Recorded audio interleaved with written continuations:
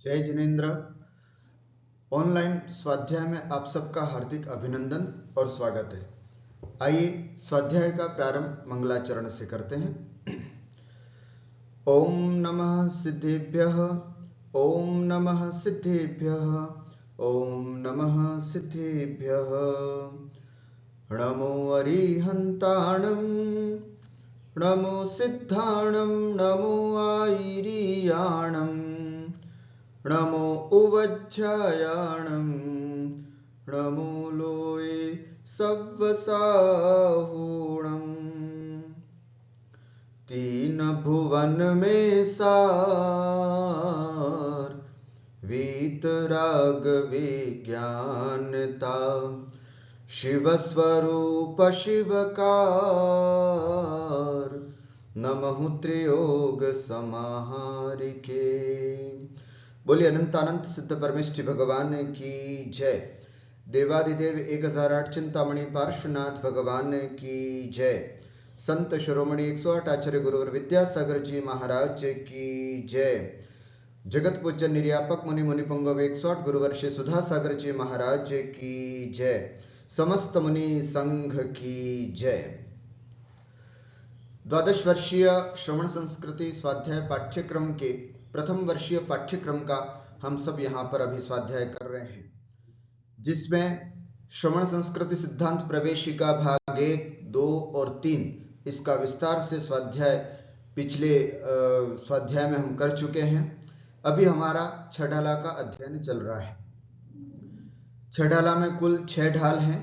पंडित दौलत राम जी द्वारा हिंदी भाषा में बहुत सुंदर और जैन दर्शन के सार को प्रस्तुत करने वाला एक अद्भुत ग्रंथ यह छठाला है।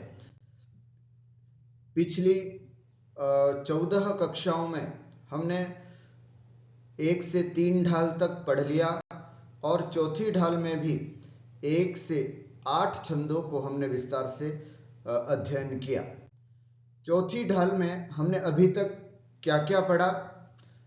सम्यक ज्ञान का लक्षण और उसका समय, सम्यक दर्शन और सम्यक ज्ञान में अंतर, सम्यक ज्ञान के भेद, परोक्ष और प्रत्यक्ष, प्रत्यक्ष के भी देश प्रत्यक्ष, सकल प्रत्यक्ष आदि, और मति ज्ञान, शुद्ध ज्ञान, अवधि ज्ञान, मनः परिज्ञान और केवल ज्ञान आदि भेद प्रभेद की विस्तार से चर्चा की।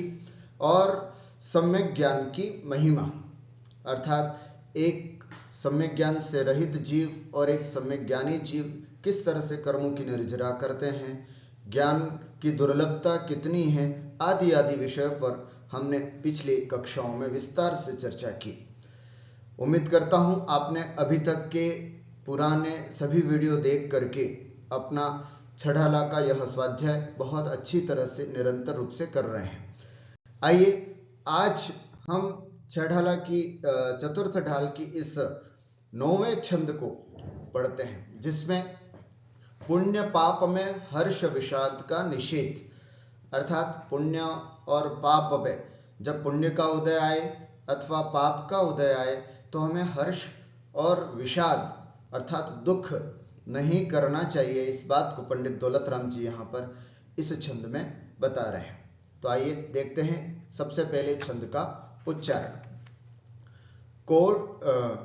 पुण्य पाप फल माहि, हरख विलखो मत भाई, यह पुद्गल पर जाय, उपजीविन से फिर थाई।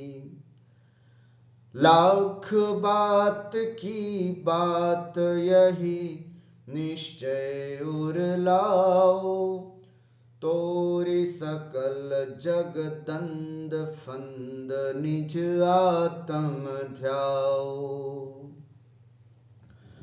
पुण्य पाप फल माई, पुण्य और पाप के फल में हरख माने हर्ष, विलखो माने विषाद, है ना, दुख रोना मत करो भाई। पंडित दौलत राम जी बड़ी आत्मीय भाव से हमको समझा रहे हैं। पुण्य पाप फल माही, पुण्य के फल में हरखो मत, पाप के फल में बिलखो मत, अर्थात पुण्य का जब फल प्राप्त हो तो इतना अधिक हर्ष न हो कि हम अपने आपे को खो दें, हम अपने स्वरूप को खो दें और बहुत सारा आश्रव कर बैठे। इसलिए पुण्य के फल में, क्योंकि प्रायः पुण्य का जब उदय होता है या पुण्य का जब फल प्राप्त होता है तो व्यक्ति पापों की तरफ प्रवृत्ति ज्यादा करता है।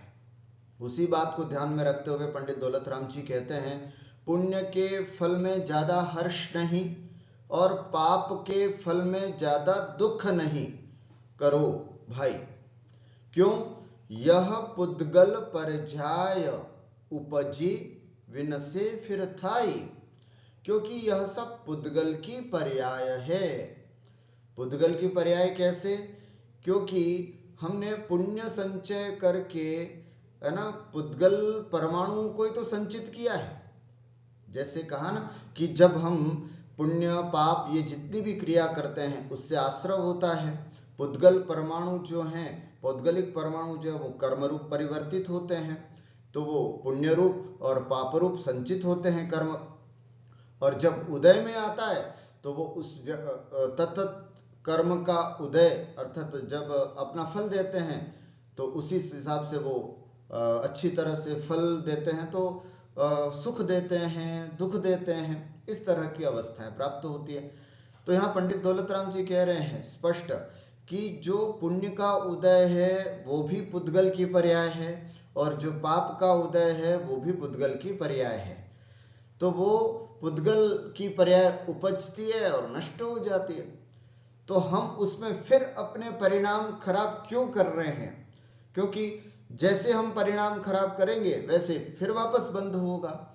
इसलिए सबसे अच्छा है कि चाहे सुख हो चाहे दुख हो, चाहे पुण्य का फल हो चाहे पाप का फल हो, चाहे हर्ष का प्रसंग हो चाहे विषाद का प्रसंग हो, सब जगह हमें तटस्थ भाव से, समता भाव से अपना व्यवहार करना चाहिए, जिससे अधिक आश्रव न हो और संसार का कारण न बने। इसलिए क्या कहा? पुण्य पाप फल माई हरख विलखो मत भाई, यह पुद्गल परझाय, यह सब पुद्गल की पर्याय हैं। उपजी, उपज होती है, विनसे फिर विनश जाती हैं, फिर थाई और फिर होती हैं। इसलिए यदि हमें संसार बढ़ाना है तो पुण्य के फल में सुखी, पाप के फल में दुखी रोएं, लेकिन संसार नहीं बढ़ाना है तो हमें कोशिश करनी है कि ये जितनी भी पौद्गलिक पर्याय हैं, पौद्गलिक अवस्थाएं हैं, सुख दुख रूपी अवस्थाएं हैं, इसमें अपने आप को उलझाना नहीं है, तद्रूप परिणाम नहीं करना है, समता परिणाम से अपने आप को स्थिर रखना है। इसलिए लाख बात की बात यही है ना, अर्थात बहुत सारी बात न कह करके मैं इतनी ही बात कहूंगा, ऐसा पंडित दौलत राम जी कह रहे हैं। निश्चय उर लाओ, है ना, उर माने अपने हृदय में निश्चय लेकर के आओ। क्या? तोरी सकल जग दंद फंद निज आत्म ध्याओ। सकल जगत, है ना, संपूर्ण संसार के जितने भी दंड फंद है ना, उन सबको तोड़ करके मत उलझो संसार में, है ना, संसार के सभी दंड फंदों को तोड़ करके निज आत्म ध्याओ, अपनी आत्मा का ध्यान करो।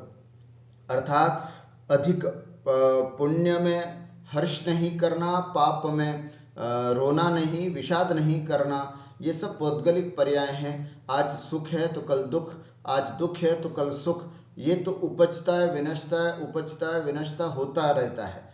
इसलिए लाख बात की एक ही बात पंडित दौलत राम जी कह रहे हैं कि अपने मन में ये निश्चित लेकर के आओ कि संसार की जितनी भी दंड फंद हैं उन सब को तोड़ करके, उन सब से दूर हो करके मुझे अपना आत्म ध्यान करना है, मुझे किसी न किसी तरह से अपने परिणामों को विशुद्ध बनाना है, अपने आत्म ध्यान में लीन होना है।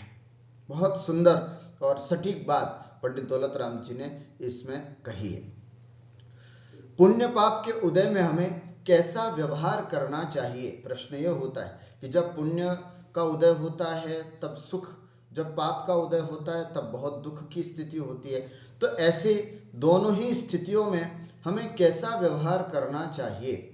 तो कहते हैं ऐसी पुण्य और पाप के उदय में हमें समता परिणाम रखना चाहिए, है ना। समता परिणाम, न अधिक सुखी और न अधिक दुखी होना चाहिए, बल्कि दोनों में समत्व परिणाम रखना चाहिए। यही सज्जनों का, ज्ञानियों का, सम्यक दृष्टियों का लक्षण है। पंडित साहब के अनुसार हमें क्या करना चाहिए? पंडित साहब के अनुसार हमें है ना, हमें संसार के ये जितने भी दंड फंद हैं इन सब को हटा करके, कम करके, क्योंकि हम जब तक संसार में रहेंगे तब तक ये दंड फंद हमारे साथ लगे रहेंगे। किसी से कहा कि आत्मा ध्यान कर लो तो नहीं, अभी तो बचपन है, हम कहाँ कर सकते हैं। थोड़े बड़े होकर के कहा तो साहब अभी तो विवाह करना है, अभी हम आत्मा ध्यान कहाँ करें।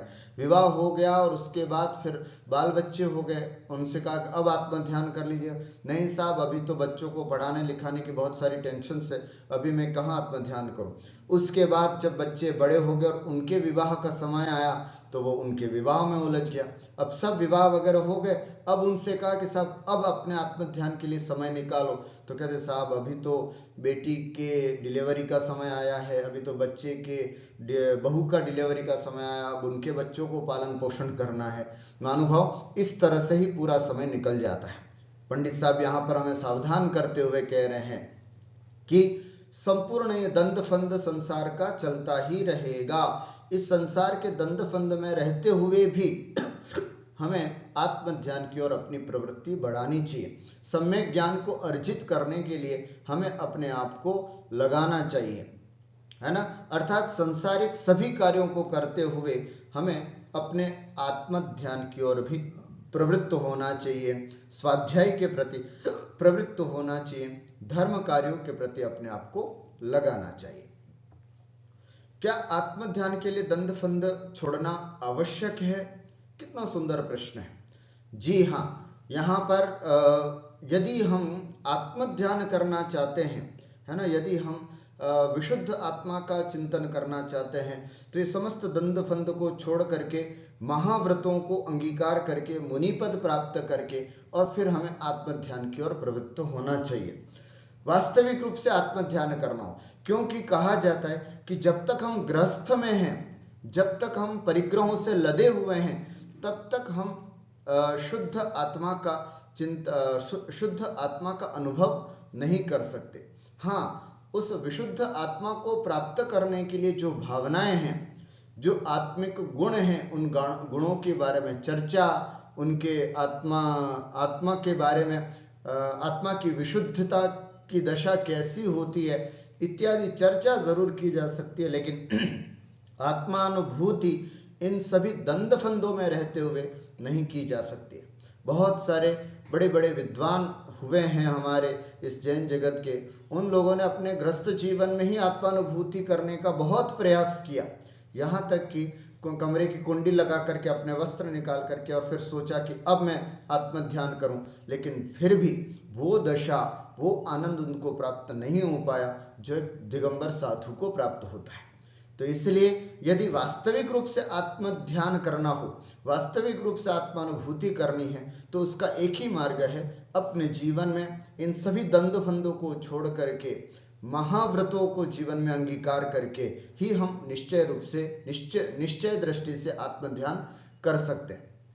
व्यवहार से हम आत्मा के बारे में जानें, व्यवहार से हम आत्मा के गुणों की चर्चा करें, व्यवहार से हम स्वाध्याय करें, ये सब कार्य तो हम घर परिवार में रहते हुए कर सकते हैं, लेकिन निश्चय से तो पंडित दौलत राम जी भी कहते हैं कि सब दंड फंद छोड़ करके, परिग्रह को छोड़ करके, संसार को छोड़ करके ही अपने परम दशा को प्राप्त करके ही निज आत्मा का ध्यान करना चाहिए।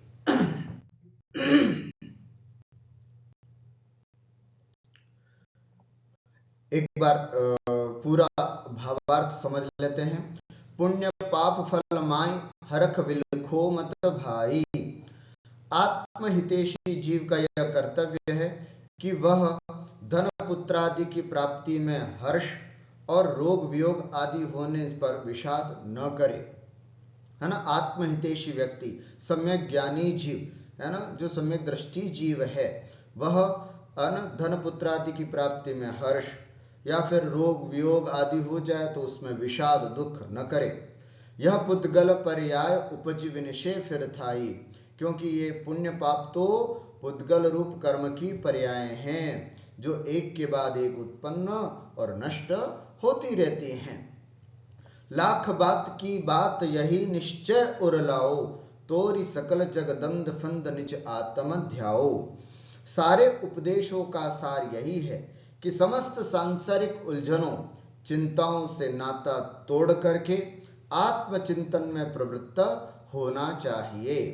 अर्थात विशेष रूप से अगर कहें, जो अशुभ गतियों एवं अशुभ प्रवृत्तियों से जीव की रक्षा करे उसे पुण्य कहते हैं, और जो शुभ गतियों एवं शुभ प्रवृत्तियों से जीव की रक्षा करे उसे शुभ गतियों और शुभ प्रवृत्तियों से जीव की रक्षा करे अर्थात उस तरफ न जाने दे उसे पाप कहते हैं। अशुभ गतियों और अशुभ प्रवृत्तियों से रोके उसे पुण्य, और शुभ गति और शुभ प्रवृत्तियों से जो रोके रक्षा करे हटाए उसे पाप कहते हैं। तो हमें ऐसे पाप और पुण्य, है ना, जब तक हम अपनी विशुद्ध दशा को प्राप्त न हो तब तक तो पुण्य करना ही होगा, लेकिन जब हम उस विशुद्ध दशा को प्राप्त हो तो आचार्य कहते हैं कि उस पाप और पुण्य करने की भी आवश्यकता नहीं है, केवल शुद्धोपयोग में लीन होकर के आत्मचिंतन करने की आवश्यकता है। तो अंतिम में पंडित दौलत राम जी निज आत्म ध्याओ, यह उपदेश हमको इस सम्यक ज्ञान के फल के रूप में कह रहे हैं। फिर कहा जा रहा है कि कैसा हमें अगला कदम क्या उठाना चाहिए। जब हमें सम्यक दर्शन हो गया, फिर हमें सम्यक ज्ञान हो गया, तो फिर हमें आगे क्या करना चाहिए। तो आगे की इस कारिका में, इस पद्य में पंडित दौलत राम जी हमें आगे संबोधित कर रहे हैं। क्या कह रहे हैं? सम्यक ज्ञानी होय बहुरी दृढ़ चारित लीजे, एक देश अरु सकल देश तसु भेद कहीजे। त्रस हिंसा को त्याग वृथा था वर्ण संहारे, परवधकार कठोर निंद्य नहीं वचन उचारे। सम्यक ज्ञानी होय, सम्यक ज्ञानी हो करके सम्यक दर्शन प्राप्त हो गया, सम्यक दर्शन के साथ साथ हमें सम्यक ज्ञान की प्राप्ति हो गई। तो सम्यक ज्ञानी हो करके बहुरी, बहुरी माने उसके बाद, उसके पश्चात हे ज्ञानी जीव दृढ़ चारित लीझे। दृढ़ माने दृढ़, मजबूत रूप से, अच्छी तरह से, चारित अर्थात चारित्र को लीझे, अंगीकार करिए। अर्थात सम्यक दर्शन, सम्यक ज्ञान, ये दोनों प्राप्त हो जाने के बाद हमें सम्यक चारित्र की ओर आगे बढ़ना चाहिए, है ना। सम्यक चारित्र कब धारण करना चाहिए? तो कहते हैं सम्यक दर्शन और सम्यक ज्ञान, सम्यक दर्शन और सम्यक ज्ञान ये दोनों जब हमें प्राप्त हो जाएं तो फिर सम्यक चारित्र की तरफ आगे बढ़ना चाहिए। ठीक हो गया। हमें सम्यक दर्शन, देव शास्त्र गुरु पर सच्ची श्रद्धा करने से हमें सम्यक दर्शन की प्राप्ति हो गई। फिर स्वाध्याय आदि करने से हमें सम्यक ज्ञान भी प्राप्त हो गया। अब थोड़े बहुत चारित्र की तरफ भी आगे बढ़ना चाहिए। ये उपदेश पंडित दौलत राम जी हमें यहाँ पर कह रहे हैं। क्या कहा? सम्यक चारित्र कब धारण करना चाहिए? तो इसके लिए सम्यक दर्शन और सम्यक ज्ञान हो जाने के बाद, सम्यक दर्शन सम्यक ज्ञान पूर्वक सम्यक चारित्र को हमें धारण करना चाहिए। फिर प्रश्न होता है, क्या सम्यक दर्शन, सम्यक ज्ञान और सम्यक चारित्र तीनों एक साथ हो सकते हैं? मान लीजिए कि मैं अभी मिथ्या दृष्टि हूं, या कोई जीव मिथ्या दृष्टि है, अब उसको इच्छा है कि मैं सम्यक दर्शन, सम्यक ज्ञान और सम्यक चारित्र तीनों एक साथ प्राप्त कर सकता हूं क्या? तो उसके लिए कहते हैं कि हाँ, अगर हम तीसरे गुण स्थान अथवा मतलब सीधे पहले गुण स्थान से चौथे गुण स्थान में जाते हैं तो हम सम्यक दृष्टि और सम्यक ज्ञानी हुए। लेकिन अगर हम पहले गुण स्थान से सीधे पांचवें गुण स्थान में जाते हैं तो देशव्रती हो गए, तो ये सम्यक चारित्र ही हो गया। और अगर हम सातवें गुण स्थान में पहुंचते हैं, है ना, सातवें गुण स्थान में, तो भी सम्यक चारित्री हो सकता है। कहने का मतलब है कि यदि कोई मिथ्या दृष्टि जीव पहले गुण स्थान से सीधे पांचवें गुण स्थान अथवा सीधे सप्तम गुण स्थान को प्राप्त होता है तो वह जीव सम्यक दृष्टि, सम्यक दर्शन, सम्यक ज्ञान और सम्यक चारित्र तीनों को एक साथ प्राप्त करने वाला हो जाता है। लेकिन वो जीव यदि केवल चतुर्थ गुण स्थान में, प्रथम गुण स्थान से सीधा चतुर्थ गुण स्थान में प्राप्त होता है तो उसके लिए सम्यक दृष्टि और सम्यक ज्ञानी ही कहेंगे, क्योंकि वहां पर चारित्र का अभाव है। प्रश्न यहाँ पर यह है कि कोई ऐसा अज्ञानी जीव है ना, ऐसा मिथ्या दृष्टि जीव ये भावना कर रहा है कि हमने अब बहुत अच्छे से स्वाध्याय कर लिया और मुझे अब सम्यक दर्शन, सम्यक ज्ञान और सम्यक चारित्र तीनों हो, तो कैसे हो सकता है? तो कहा जाता है कि सीधे व्रतों को अंगीकार करके अथवा सीधे महाव्रतों को अंगीकार करके। पुराणों में ऐसे बहुत से दृष्टांत हैं कि मुनिराज के उपदेशों को प्राप्त करके अथवा समव शरण में साक्षात तीर्थंकर भगवान के उपदेश को प्राप्त करके तत्काल सम्यक दर्शन हुआ, सम्यक ज्ञान हुआ और सीधा महाव्रतों को जीव ने अंगीकार किया तो लो सम्यक चारित्र भी हो गया। तो इस तरह से सम्यक दर्शन, सम्यक ज्ञान और सम्यक चारित्र तीनों एक साथ भी हो सकते हैं, या फिर सम्यक दर्शन सम्यक ज्ञान पहले हो गया फिर उसके बाद सम्यक चारित्र भी अंगीकार किया जा सकता है। फिर प्रश्न होता है कि ये सम्यक चारित्र कितने प्रकार का होता है? सम्यक चारित्र कितने प्रकार का होता है? तो यहां पर हम देख सकते हैं, एक देश अरु सकल देश तसु भेद कहीजे, अर्थात सम्यक चारित्र के एक देश और सकल देश, तसु, तसु माने उस सम्यक चारित्र के भेद कहीजे, भेद कहे गए हैं। अर्थात सम्यक ज्ञानी होय बहुरी दृढ़ चारित्र लीजे, अर्थात सम्यक दर्शन, सम्यक ज्ञान हो जाने के बाद बहुरी मन पश्चात दृढ़ मजबूती के साथ चारित्र लीजे, अर्थात सम्यक चारित्र का पालन करना चाहिए। वह सम्यक चारित्र कितने प्रकार का होता है? देखिए, सम्यक चारित्र अर्थात व्रतों का पालन करना। वह व्रतों का पालन कितने प्रकार का होता है? तो एक देश और सकल देश तसु भेद कहीजे, अर्थात उस सम्यक चारित्र के एक देश और सकल देश दो रूप से भेद कहे गए हैं। आप थोड़ा यहां समझ सकते हैं, है ना। एक देश चारित्र को, है ना, एक देश चारित्र को देश चारित्र और सकल देश चारित्र को सकल चारित्र कहते हैं, है ना। व्रतों का पालन करना चारित्र है। सम्यक चारित्र क्या? अच्छी तरह से व्रतों का पालन करना सम्यक चारित्र है। यह सम्यक चारित्र दो प्रकार से होता है, देश चरित्र और सकल चरित्र। देश चरित्र क्या होता है? 5 पापों का एक देश त्याग करना देश चारित्र है, और 5 पापों का सकल रूप से, पूर्ण रूप से त्याग करना, संपूर्ण रूप से त्याग करना, उसे हम सकल चारित्र कहते हैं। आप सबको पता ही है, हिंसा, झूठ, चोरी, कुशील और परिग्रह, ये 5 पाप होते हैं। इन 5 पापों का एक देश त्याग करना, स्थूल रूप से त्याग करना देश चारित्र कहलाता है, और इन 5 पापों का पूरी तरह से जीवन में त्याग कर देना सकल चारित्र कहलाता है। ठीक है। या फिर व्रतों का पालन करना, अणुरूप से व्रतों का पालन करना अणुव्रत, महान रूप से व्रतों का पालन करना महाव्रत। अणुव्रतों का पालन श्रावक करता है, महाव्रतों का पालन मुनिराज करते हैं। तो श्रावकों का चरित्र भी सम्यक चारित्र है, मुनियों का चरित्र भी सम्यक चारित्र कहलाता है। तो हम यहाँ पर समझते हैं कि यह सम्यक चारित्र दो प्रकार का होता है, देश चारित्र और सकल चारित्र। हम श्रावक अणुव्रतादि का पालन करते हुए जो चारित्र पालन करते हैं वह देश चारित्र कहलाता है, और मुनिराज दिगंबर अवस्था को प्राप्त करके जो चारित्र का पालन करते हैं उसे हम सकल चारित्र कहते हैं, ऐसा भी हम समझ सकते हैं। अब ये जो देश चारित्र होता है वो अणुव्रत, गुणव्रत और शिक्षा व्रत क्योंकि व्रतों का पालन करना ही देश चारित्र कहलाता है।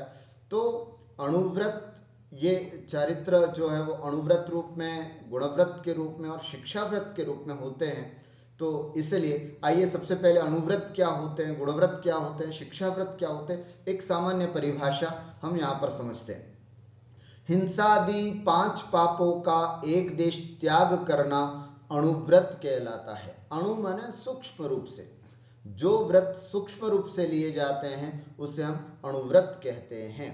तो हिंसादि 5 पापों को त्याग करना, स्थूल रूप से त्याग करना और अणुरूप में व्रतों को अंगीकार करना, यह अणुव्रत कहलाते हैं। गुणव्रत, मूल गुणों और अणुव्रतों को दृढ़ करने वाले व्रत गुणव्रत कहलाते हैं, अथवा गुणों को बढ़ाने वाले व्रतों को हम गुणव्रत कहते हैं। आगे विस्तार से इनके बारे में समझेंगे। जिन व्रतों को पालन करने से मुनि धर्म के पालन करने की शिक्षा मिलती है उन्हें हम शिक्षा व्रत कहते हैं। गुणव्रत और शिक्षा व्रतों की चर्चा आगे हम करेंगे, फिलहाल हम अणुव्रतों की चर्चा आपके सामने कर रहे हैं।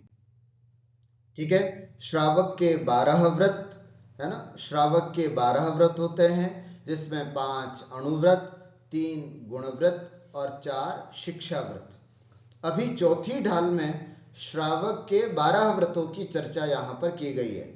उसके बाद मुनि धर्म का पालन, महाव्रतों की चर्चा जो है वो आगे छठवीं ढाल में किया गया है। तो यहाँ पांचवी ढाल में 12 भावनाओं का चिंतन है और श्रावक के 12 व्रतों का जो चर्चा है वो इसी चौथी ढाल में पंडित दौलत राम जी ने विस्तार से की है। तो देश चारित्र, जिसको हम श्रावक के 12 व्रत भी कह सकते हैं, वे कौन से हैं, जिसको सम्यक चारित्र का एक भाग कहते हैं। ये 5 अणुव्रत, 3 गुणव्रत और 4 शिक्षा व्रत है। 5 अणुव्रत में अहिंसाणुव्रत, सत्याणुव्रत, अचौर्याणुव्रत, ब्रह्मचर्याणुव्रत और परिग्रह परिमाणाणुव्रत, ये 5 अणुव्रत होते हैं। 3 गुणव्रत में दिग्व्रत, देशव्रत और अनर्थ दंड व्रत, और 4 शिक्षा व्रत में सामायिक, प्रोषधोपवास, भोगोपभोग परिमाण और अतिथि संविभाग। इस तरह से ये हमारे 12 श्रावक के व्रत होते हैं। 5 ये, 5 और 3 8, 8 और ये 4 12। कई बार प्रश्न होता है कि श्रावक को ग्रहण करने योग्य व्रत कौन से होते हैं। तो श्रावक को ग्रहण करने योग्य व्रत जो होते हैं ये श्रावक के 12 व्रत होते हैं। हम सभी श्रावक हैं, हम सभी गृहस्थ हैं, तो हमें चाहिए कि हम कम से कम इन 12 व्रतों का पालन करें।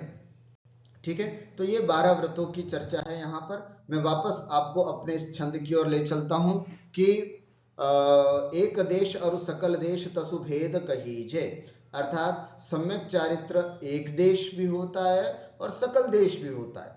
जो एक देश होता है उसको देश चारित्र कहते हैं, जो सकल देश होता है उसको सकल चारित्र। इस तरह से इस सम्यक चारित्र के 2 भेद हो गए। अब उसमें से जो 5 अणुव्रत बताए थे उनमें से सबसे पहला अणुव्रत है अहिंसाणुव्रत। पंडित दौलत राम जी ने इस पंक्ति में अहिंसाणुव्रत की और दूसरी वाली पंक्ति इसमें है ना सत्याणुव्रत की चर्चा की है। तो अहिंसाणुव्रत किसे कहते हैं, तो देखें, त्रस हिंसा को त्याग वृथा थावर न संघारे। त्रस हिंसा है ना, त्रस हिंसा, त्रस किसे बोलते हैं, 2 इंद्रिय, 3 इंद्रिय, 4 इंद्रिय और पंचेंद्र जीवों को त्रस कहते हैं। त्रस हिंसा को त्याग अहिंसाणुव्रत किसे कहते हैं, जहां त्रस हिंसा को पूरी तरह से त्याग किया जाता है और वृथा थावर न संघारे, और वृथा व्यर्थ में ही, व्यर्थ में, थावर अर्थात स्थावर, 5 स्थावर होते हैं ना, पृथ्वी का एक, जल का एक, अग्नि का एक, वायु का एक और वनस्पति का एक। इन 5 स्थावरों को व्यर्थ में संहार नहीं करता, इनकी हिंसा नहीं करता। जो जीव है ना त्रस हिंसा का त्यागी हो करके व्यर्थ में 5 स्थावरों का भी संहार नहीं करता, उसे अहिंसाणुव्रती कहते हैं। ठीक है, अहिंसाणुव्रत की परिभाषा यहां पर आप देख सकते हैं। त्रस जीवों की हिंसा का त्याग करके, है ना, त्रस जीवों की हिंसा का त्याग करके अनावश्यक है ना, वृथा अनावश्यक, स्थावर माने स्थावर जीवों का घात नहीं करना अहिंसाणु व्रत कहलाता है। ठीक हुआ। उसके बाद परवधकार कठोर निंद नहीं वचन उचारे। सत्यानुव्रत किसे कहते हैं?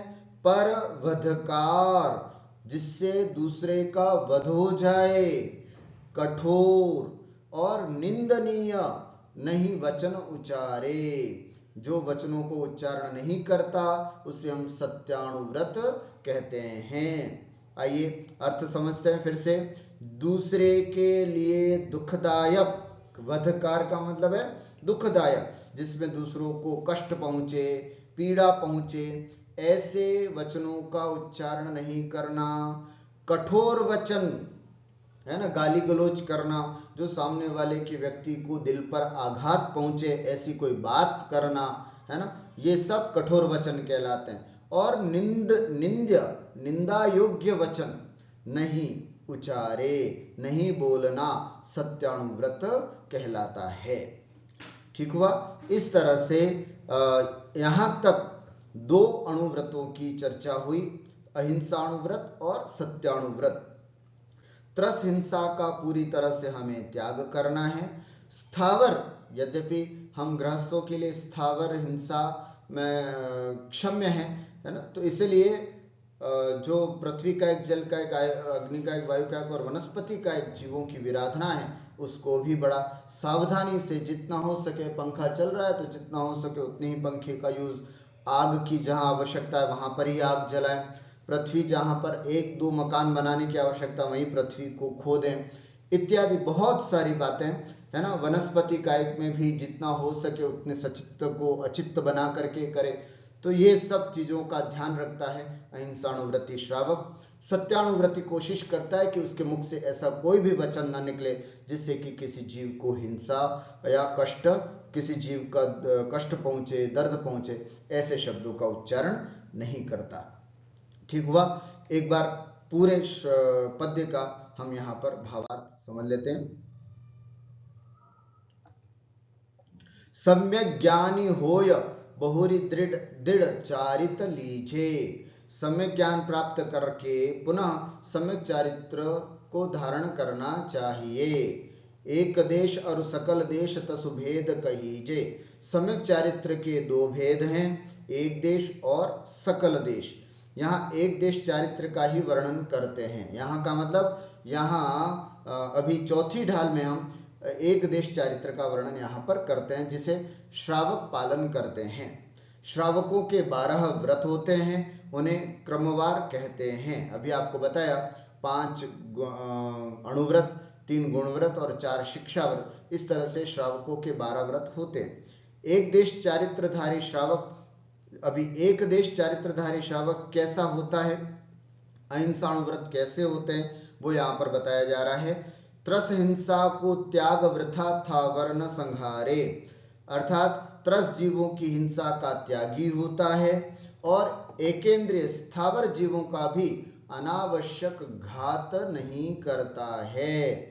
यह पहला अहिंसाणुव्रत है, अर्थात त्रस हिंसा का तो संकल्प पूर्वक त्याग कर लेता है और स्थावर जो हैं उनको भी व्यर्थ में उसका घात नहीं करता है। जहां उसके लिए आवश्यक है वहीं पर उनका घात करता है।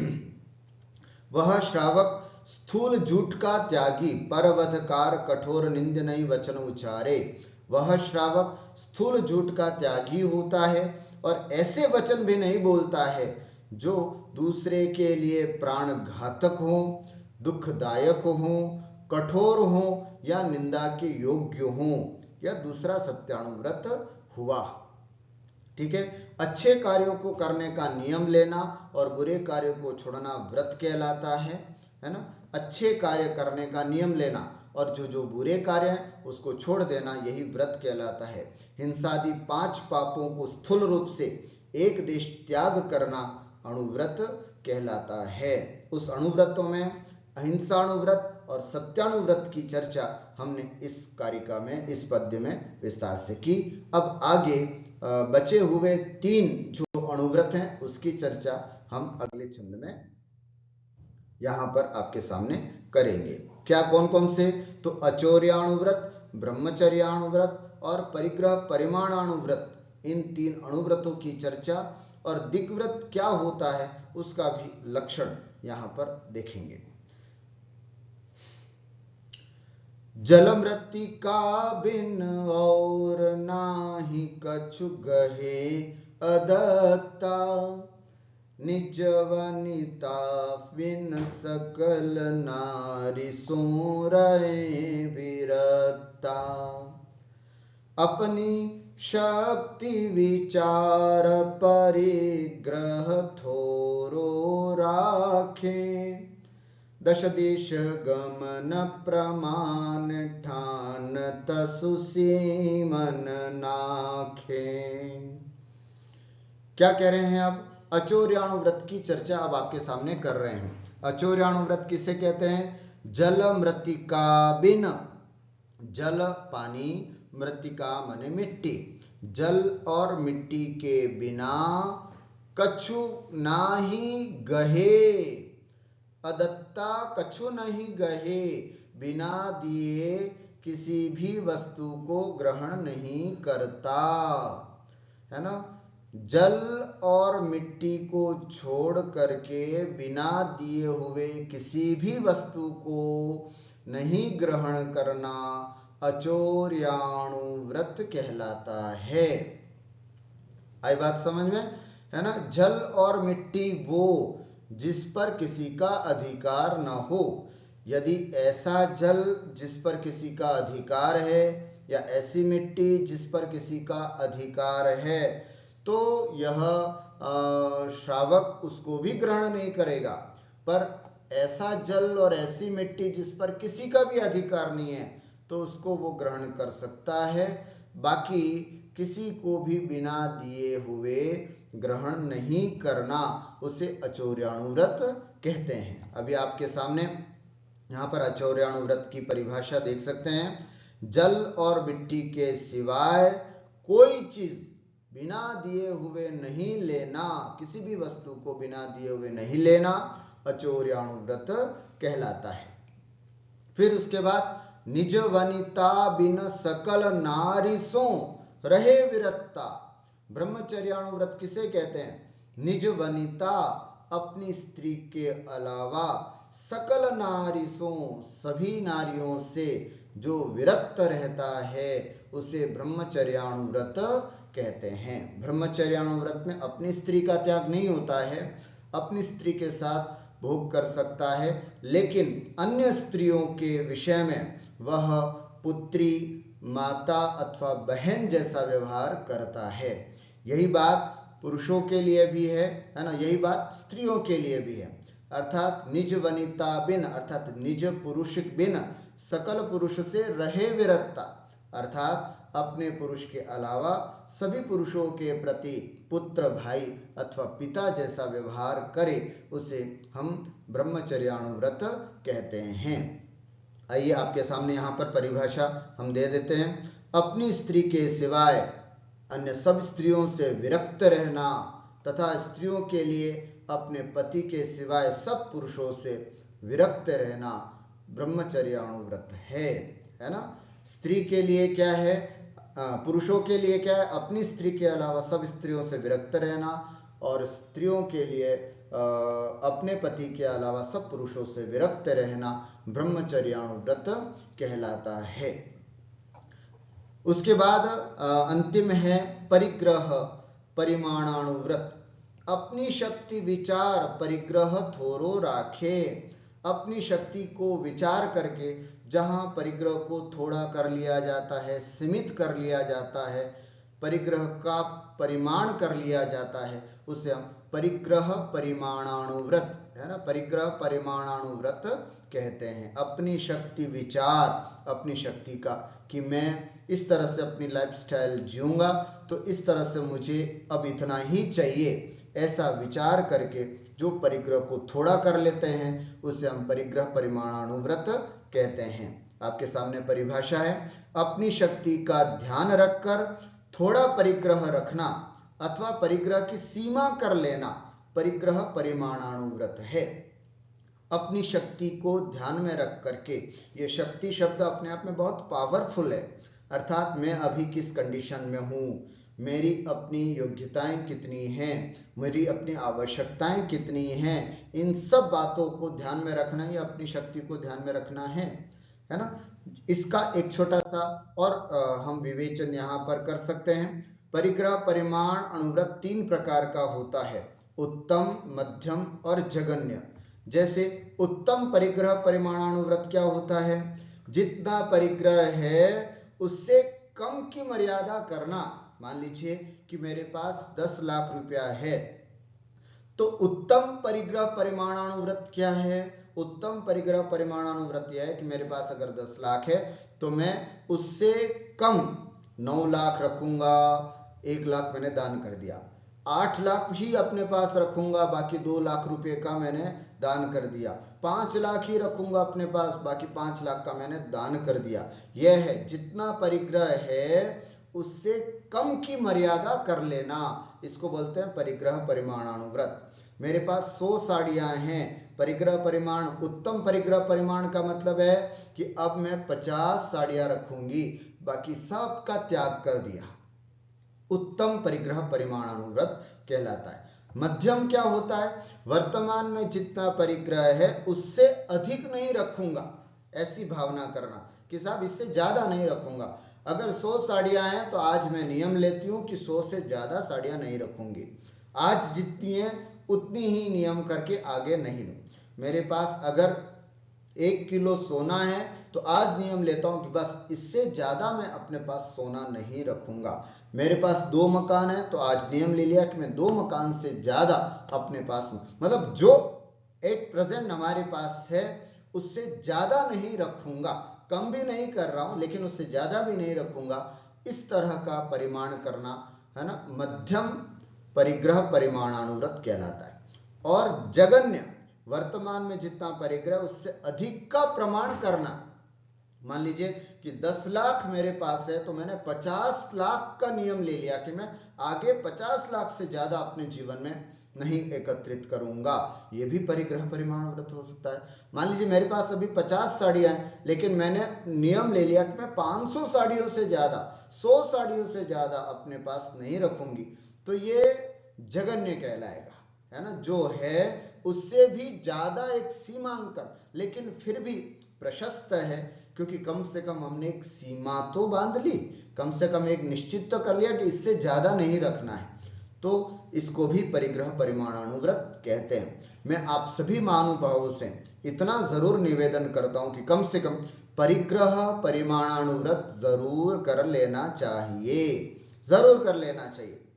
अगर आपकी उम्र कम है तो आप जघन्य वाला ले लें, अगर आपकी उम्र 40 से 50 के बीच में है तो आप मध्यम परिग्रह परिमाणानुव्रत कर सकते हैं, और अगर आपकी उम्र 60-70 से भी ऊपर हो गई है तो आप उत्तम परिग्रह परिमाणानुव्रत कर सकते हैं, अर्थात जितना है उससे भी कम का परिमाण ग्रहण करके हम अपने जीवन में एक कम से कम मर्यादाएं बना सकते हैं।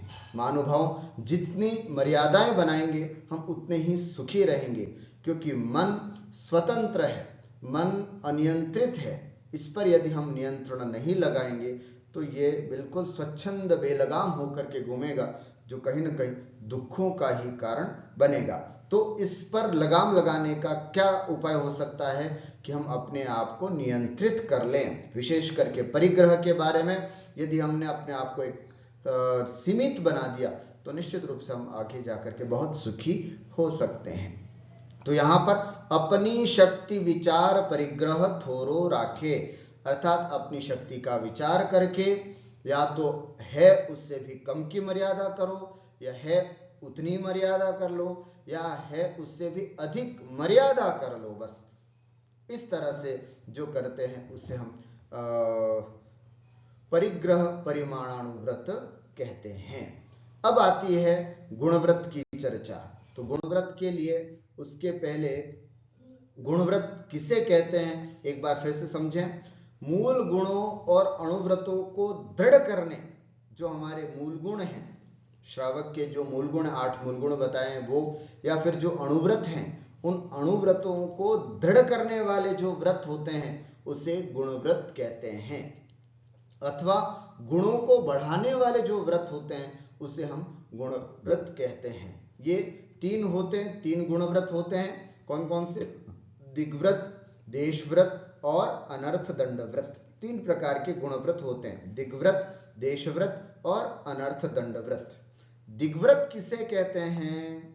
बस वो यहाँ पर इस पंक्ति में आपके सामने पंडित दौलत राम जी ने रखा है। दिग्व्रत क्या होता है?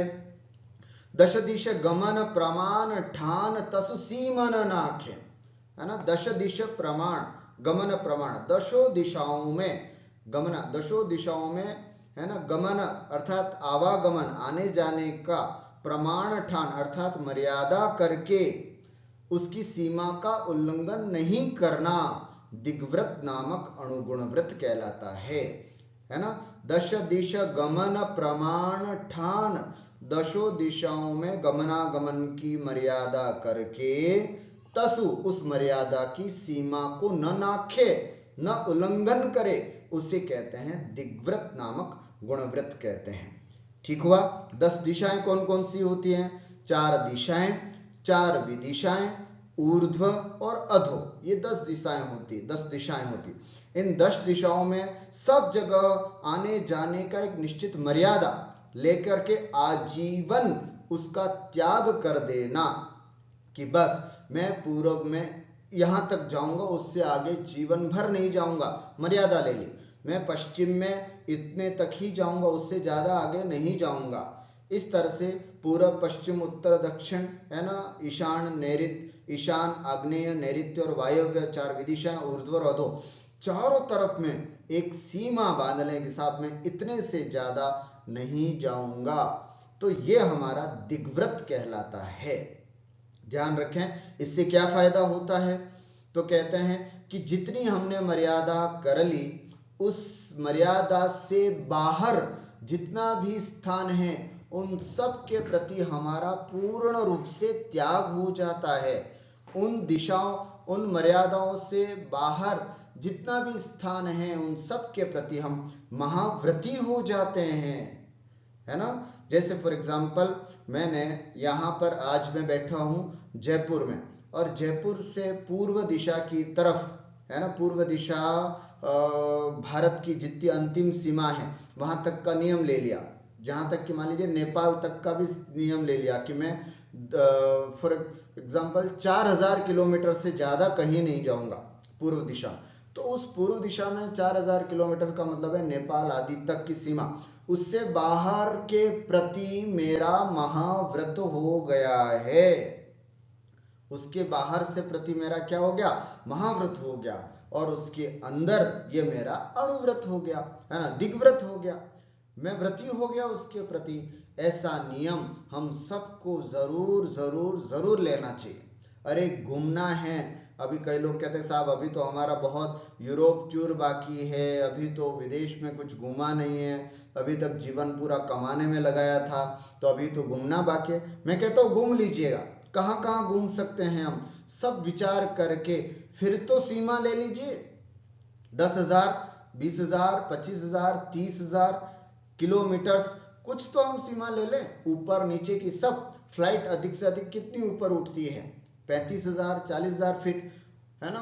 50,000 फीट की सीमा ले लीजिएगा, है ना, 1,00,000 फीट की सीमा ले लीजिएगा, कुछ तो सीमा ले लें, है ना। आज हमारा दिन सम्यक चारित्र का है, आज हमें नियम में बंध रहा है, तो फिर आज की स्वाध्याय का मतलब है तो दशों दिशाओं में आवागमन की मर्यादा कर लेना, उनकी सीमाओं का नहीं लांघना, ये कहलाता है दिग्व्रत। दिग्व्रत, दश दिश गमन प्रमाण ठान, दशों दिशाओं में गमनागमन की मर्यादा करके, प्रमाण को निश्चित करके, तसु सीमन नाखे, उसकी सीमाओं का उल्लंघन नहीं करना, यह हमारा दिग्व्रत कहलाता है।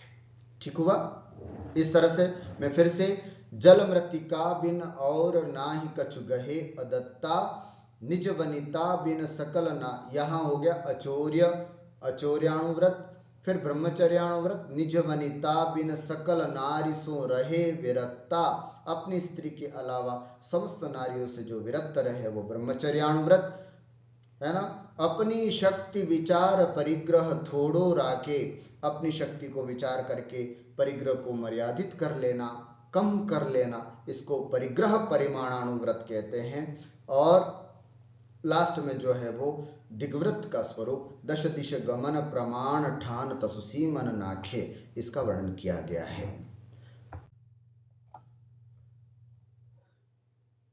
आइए एक बार पूरा भावार्थ यहां पर फिर से समझ लेते हैं। जल मृतिका बिन और ना ही कछु गहे अदत्ता, जल और मिट्टी जिनका कोई स्वामी नहीं और जो सबके उपयोग के लिए है, ऐसी जल और मिट्टी, उसको छोड़ करके अन्य किसी भी बिना दी हुई वस्तु को नहीं ग्रहण करना अचौर्याणुव्रत कहलाता है।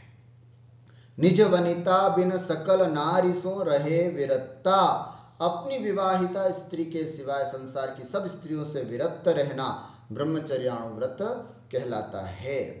इसे स्वदार संतोष व्रत भी कहते हैं। ब्रह्मचर्याणुव्रत का दूसरा नाम स्वदारा संतोष व्रत, दारा माने पत्नी, अपनी पत्नी में ही संतोष रहना व्रत कहलाता है।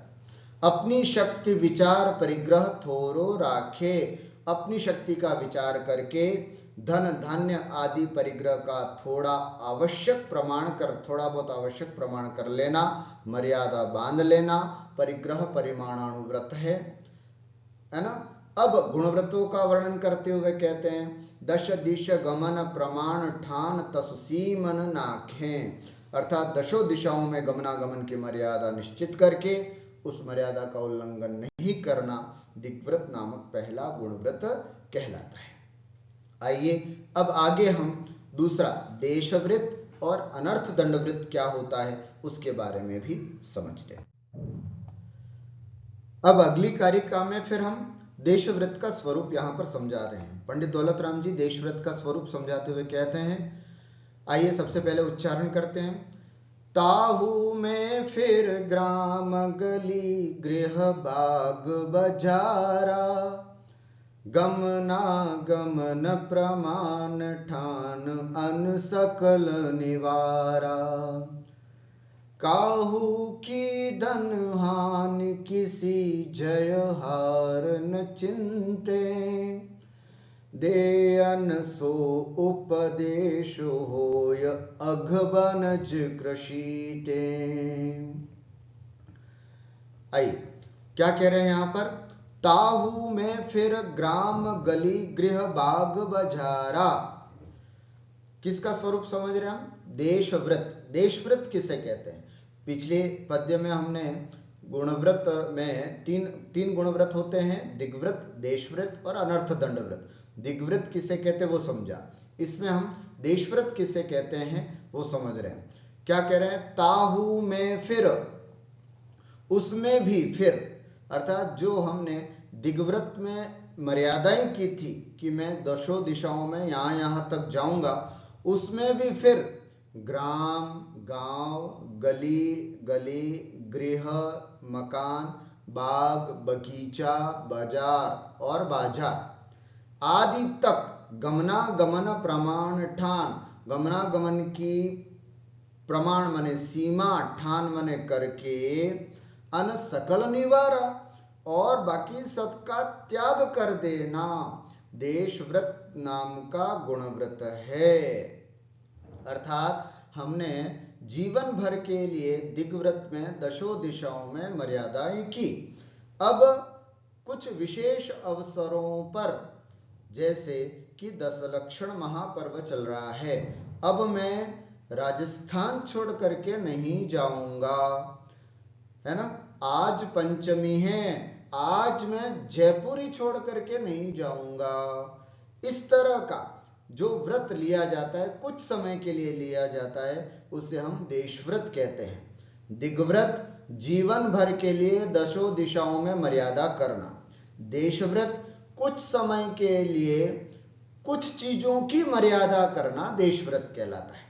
इसलिए पंडित जी क्या कहते हैं, ताहू में, अर्थात जो दिग्व्रत में हमने मर्यादाएं ली थी जीवन भर की, उसमें भी फिर कुछ समय के लिए गांव, गली, घर, बगीचा, बाजार यहाँ तक के गमनागमन का जो प्रमाण, मर्यादाएं, सीमाएं करके, है ना, बाकी सबको त्याग कर देना कि साहब 10 लक्षण में राजस्थान छोड़ करके बाहर नहीं जाऊंगा, नियम ले लिया, अष्टानिका पर्व चल रही है साहब, अब मैं अपने स्थान से, अपने गांव को, अपने शहर को छोड़ करके कहीं नहीं जाऊंगा, इस तरह का संकल्प करना देशव्रत कहलाता है। आपके सामने बहुत सुंदर परिभाषा है। गांव, गली, मकान, बगीचा और बाजार आदि तक गमनागमन की सीमा करके और सबका त्याग कर देना देशव्रत नाम का गुणव्रत कहलाता है। ठीक हुआ। इसके बाद और आगे की पंक्तियों को पढ़े उसके पहले मैं आपको बताऊं, उसके बाद आता है अनर्थ दंडव्रत। अनर्थ दंडव्रत है ना, दिग्व्रत की मर्यादा के भीतर प्रयोजन रहित पाप पूर्ण मन वचन काय के व्यापार रूप योगों से निवृत्त होना अनर्थ दंडव्रत है ना। अनर्थ दंडव्रत किसे कहते हैं? देखना, दिग्व्रत और देशव्रत, है ना, दिग्व्रत और देशव्रत की मर्यादा या सीमा के भीतर प्रयोजन रहित, बिना किसी काम के, जिसको करने से किसी भी कार्य की सिद्धि नहीं होती हो, है ना, इसको बोलते हैं प्रयोजन। अनर्थ, बिना किसी प्रयोजन के दंड करना, है ना, मतलब दंड माने पाप, उसका व्रत ले लेना अनर्थ दंड व्रत कहलाता है। बिना किसी प्रयोजन के पाप जो किए जाते हैं उन पापों का त्याग कर देना अनर्थ दंड व्रत कहलाता है। अर्थ माने प्रयोजन, न अर्थः इति अनर्थः, माने बिना प्रयोजन के जो दंड माने पाप लग रहे हैं उनको व्रत ले लेना, उनका त्याग कर देना अनर्थ दंड व्रत कहलाता है। आपके सामने परिभाषा है। दिग्व्रत और देशव्रत की सीमाएं ले ली, अब उसकी सीमा के भीतर भी हम ऐसे कई काम व्यर्थ में किया करते हैं जिसको नहीं करना, है ना, उसका भी त्याग कर देना अनर्थ दंड व्रत कहलाता है। क्या है? दिग्व्रत और देशव्रत की सीमा के भीतर प्रयोजन रहित, जिसको करने से किसी भी कार्य की सिद्धि नहीं होती है, किसी भी प्रयोजन का सिद्ध नहीं होता है, जैसे बैठे बैठे button cut cut cut cut करते रहना, है ना, जैसे बैठे बैठे बैठे ऐसे ऐसे ऐसे करते रहना, ये सब अनर्थ दंड व्रत है। जैसे बैठे बैठे पंखा वैसे ही चालू छोड़ के चले जाना, है ना, काम नहीं है ऐसी चालू है ऐसी छोड़ करके चलो जाना, व्यर्थ में ही चूल्हा चल रहा है, व्यर्थ में ही गैस चल रहा है, व्यर्थ में ही पानी बह रहा है, एक बाल्टी से 2 बाल्टी से स्नान हो सकता है, घंटों बैठ करके बाल्टियों से स्नान करते रहना, ये सब अनर्थ दंड है। गार्डन में बैठे बैठे घास तोड़ रहे हैं, है ना, कुछ भी प्रयोजन नहीं है, कहीं घूमने के लिए गए हैं, गार्डन में पत्ता तोड़ दिया, अनर्थ दंड है। कहीं जा रहे हैं, पानी में पत्थर फेंक दिया, पानी में पत्थर फेंकना, ये सब अनर्थ दंड है, जिसको करने से कोई प्रयोजन नहीं सिद्ध हो रहा है लेकिन पाप बहुत सारा हम कर लेते हैं। ऐसी सब चीजों को त्याग देना अनर्थ दंड व्रत कहलाता है। एक व्रती जो होता है वे ऐसे कोई काम नहीं करता है जिससे कि उसके कोई प्रयोजन नहीं सदता हो और पाप ज्यादा लगता हो, ऐसे कार्यों को करने से बचता है एक अनुव्रती जीव। ठीक है, तो ये अनर्थ दंड व्रत कितने होते हैं? तो अनर्थ दंड व्रत जो हैं हमारे शास्त्रों में 5 प्रकार के बताए गए हैं। कौन कौन से? अपध्यान, पापोपदेश, प्रमादचर्या, हिंसादान और दुष्श्रुति। आगे की दोनों कारिकाओं में, मतलब यहां से लेकर के 12वीं कारिका का उत्तरार्ध और आगे जो हम 13वां पद्य पढ़ रहे हैं उनमें, दोनों में अनर्थ दंड के 5 भेदों को समझाया है। आप देख सकते हैं, काहू की धन हानि किसी जय हार न चिंते। अनर्थ दंड में सबसे पहला है अपध्यान, जिसको हम खूब करते हैं। पंडित जी हमको इससे सावधान करते हुए कह रहे हैं। क्या कह रहे हैं? काहू की धन हानि न चिंते, है ना, जो अनर्थ दंड व्रत ले लेता है या फिर वो नहीं भी लेता, हम जैसे सामान्य व्यक्ति भी क्या करना चाहिए? किसी की धन हानि हो जाए, किसी का बुरा हो जाए, उसके रुपये पैसे का नुकसान हो जाए, ऐसा कभी भी नहीं चिंतन करता। किसी जय हार न चिंते, इसकी जीत हो जाए, इसकी हार हो जाए, है ना, ये तो हमारे अपने हैं, इनकी जीत हो जाए, ये उनके हैं, कभी किसी का नहीं चिंतन करता। एक ज्ञानी जीव अपने बच्चों को स्कूल ले जाता है और स्कूल में भी जब जाता है, नहीं नहीं मेरा बच्चा जीते, मेरा बच्चा जीते, ऐसा नहीं, उसका बच्चा हार जाए, उसका बच्चा हार जाए, ऐसे भाव नहीं करता। कई बार हम मैच देखते हैं तो मैच देखते समय भारत जीते, भारत जीते, भारत जीते, दूसरा हार जाए, हार जाए, ऐसे कई बार हम परिणाम करते हैं। ऐसे परिणाम भी नहीं करना चाहिए। इसलिए साफ लिखा है, काहू की धन हानि किसी जय हार न चिंते, ये अपध्यान होता है। देखो, किसी के धन का नाश हो जावे, किसी की जीत हो जावे, किसी की हार हो जावे, ऐसा विचार नहीं करना। अपध्यान नाम का अनर्थ दंड व्रत विरति व्रत है। अनर्थ दंड विरति व्रत है ना, कि किसी के धन का नाश हो जाए, किसी की जीत हो जाए, किसी की हार हो जाए, ऐसा विचार नहीं करना।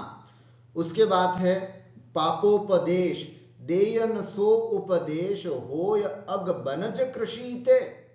अर्थात ऐसे व्यापार या उद्योग या खेती करने का दूसरे को उपदेश नहीं देना, जो है ना, उसे पापोपदेश नामक दूसरा अनर्थ दंड विरति व्रत कहलाता है।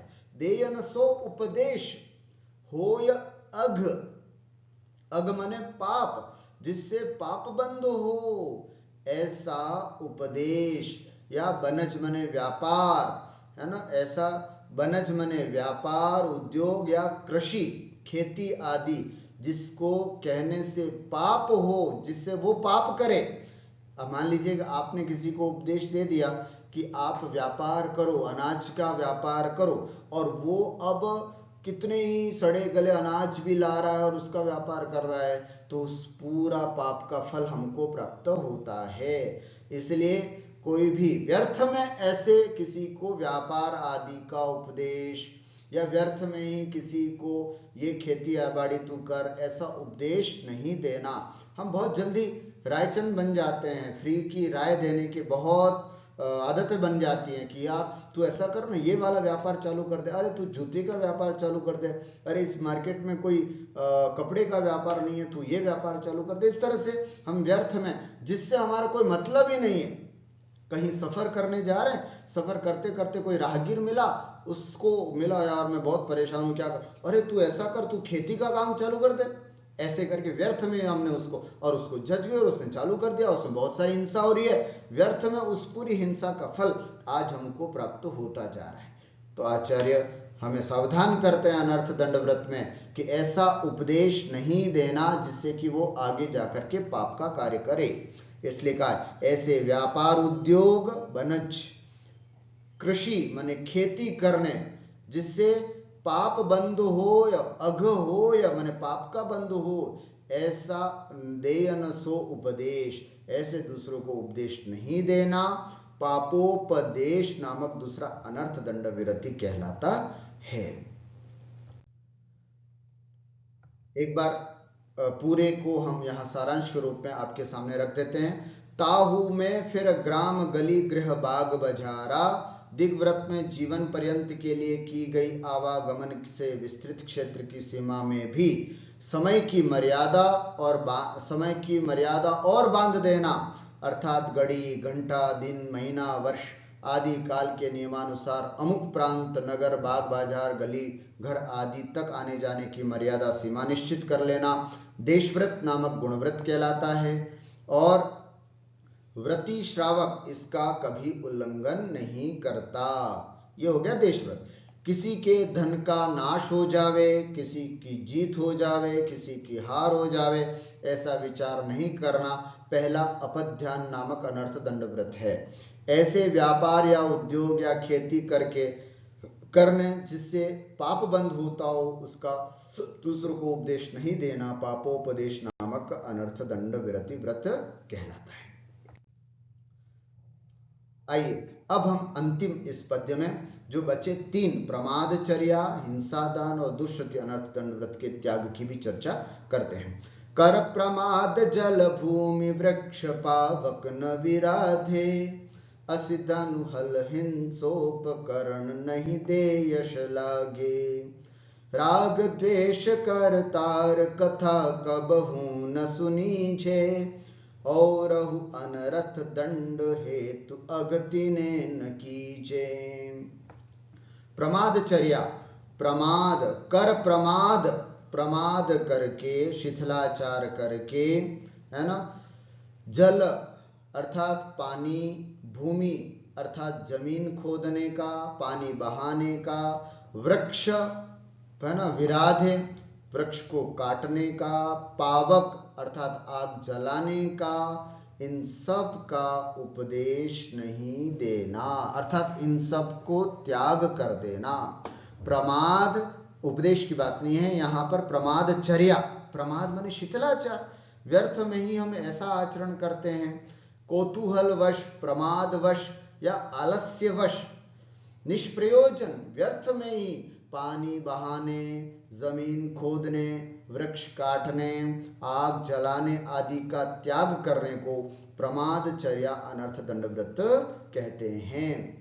कर प्रमाद जल भूमि वृक्ष पावक न विराधे, प्रमाद को करके, आलस्यवश, कौतूहलवश, देखो देखो तुमको ऐसे दिखाता हूं, ऐसे कई बार कौतूहलवश भी हम इस काम को करते हैं, तो ऐसे में जल भूमि वृक्ष और पावक की विराधना नहीं करना, इसको हम प्रमादचर्या, है ना, प्रमादचर्या अनर्थ दंड विरति व्रत कहते हैं। फिर उसके बाद हिंसा दान, यश की अभिलाषा से तलवार, धनुष, हल, हिंसा के कारणभूत साधन जितने भी हैं, उन वस्तुओं को किसी दूसरे को नहीं देना, सो हिंसा दान अनर्थ दंड विरति कहलाता है। यश की अभिलाषा से, है ना, यश लाधे, नहीं दे यश लाधे, अर्थात यश प्राप्त होगा, अपकीर्ति प्राप्त होगी, इस कारण से असी मने तलवार, धनु मने धनुष, हल मने हल, और जितने भी हिंसोपकरण हैं नहीं दे यश लाधे, है ना, इससे यश की अभिलाषा करके कभी भी किसी को तलवार, धनुष, हल, हिंसा, ये सब उपकरण नहीं देना चाहिए। कई लोग होते हैं ना, हमारे घर पर आते हैं कि साहब वो चूहे मारने की दवा दे दीजिएगा, हमने दे दी, अरे वो चूहे मारने की दवा या दीमक को मारने की दवा, या तुम्हारे घर पर तेजाब पड़ा हो तो दे दीजिए। पहले के जमाने में मुझे ध्यान है, चक्कू भी नहीं दिया करते थे बिना किसी को, है ना, पड़ोसियों को चक्कू भी मना कर देते कि नहीं चक्कू नहीं देते, क्योंकि उससे काटने का ही कार्य होता है ना। तो इस तरह से व्यर्थ में, जहां आपसे व्यर्थ में कहा है, यहाँ पर जहां आपसे मांगी नहीं गई हो, किसी ने कहा भी नहीं है कि साहब आप दो, व्यर्थ, अरे मेरे पास चाकू पड़ा हुआ है मैं दूं क्या, अरे मेरे पास तलवार पड़ी हुई है, मेरे पास धनुष पड़ा हुआ है, ऐसे करके, है ना, बिना यश की अभिलाषा से कि अरे साहब किसने दिया, मैंने दिया, ऐसे यश की अभिलाषा से तलवार, धनुष आदि किसी को, वस्तुओं को किसी दूसरे को नहीं देना, इसको हिंसादान अनर्थ दंड विरति व्रत कहलाता है। और राग द्वेष करतार कथा कबहू न सुनीचे, राग द्वेष उत्पन्न करने वाली विकथा, किस्सा कहानी के कहने सुनने का भी त्याग कर देना, दुष्श्रुति अनर्थ दंड व्रत कहलाता है। और वो अनर्थ दंड हेतु अगति न कीजे, है ना। और यहाँ क्या बताया, दुष्श्रुति का मतलब जिसको सुनने से राग द्वेष उत्पन्न होता हो, ऐसी मूवीज, ऐसे नाटक, ऐसे किस्से कहानी सुनने सुनाने का त्याग हो जाता है, मूवी नहीं देखता है, नाटक नहीं देखता है ना, और टीवी आदि भी नहीं देखता है जिससे भी राग द्वेष उत्पन्न हो। तो इस तरह से राग द्वेष उत्पन्न करने वाली जितनी भी विकथाएं हैं, किस्सा कहानियां, इसको कहने सुनने का त्याग को दुष्श्रुति अनर्थ दंड विरति कहते हैं। और अनर्थ दंड, और भी अनर्थ दंड होते हैं जिससे पाप बढ़ता है, हेतु अग हेतु जो पाप के कारण है, तिन्हें न कीजे, उनको भी हमें नहीं करना चाहिए। इस प्रकार से आज हम सम्यक चारित्र में देश चारित्र की चर्चा की। देश चारित्र के अंतर्गत श्रावक के 12 व्रत, जिसमें 5 अणुव्रत, अहिंसाणुव्रत, सत्याणुव्रत, अचौर्याणुव्रत, ब्रह्मचर्याणुव्रत और परिग्रह परिमाणानुव्रत, इसके बारे में विस्तार से समझा। 3 गुणव्रत, दिग्व्रत, देशव्रत और अनर्थ दंड व्रत। अनर्थ दंड व्रत में भी अपध्यान, पापोपदेश, प्रमादचर्या, हिंसादान और दुष्श्रुति, यहाँ तक 3 गुण व्रतों की चर्चा हमने विस्तार से की। अब अगली कक्षा में हम 4 शिक्षा व्रत, जिसमें सामायिक, पुरुषोधोपवास, भोगोपभोग, अतिथि संविभाग क्या होता है, उससे संबंधित अतिचार आदि क्या होते हैं, ये सब बातें विस्तार से हम आगे की कक्षा में पढ़ेंगे। आज इतना ही। आप सब महानुभावों से इतनी ही भावना करता हूं कि हम जहां तक हो व्रतों को अंगीकार करें। यदि हम व्रतों को अंगीकार नहीं भी कर सकते हैं तो कम से कम जितनी हिंसा हो, जितना कम से कम हिंसा हो, कम से कम झूठ चोरी आदि हो, इन सब का पालन करना चाहिए और कहीं ना कहीं सम्यक चारित्र को जीवन में अंगीकार की पूरी भावना और कोशिश करनी चाहिए। इसी मंगलमय भावना के साथ मैं अपनी बात को विराम देता हूं। बोली द्वादशांग जिनवाणी माता की जय।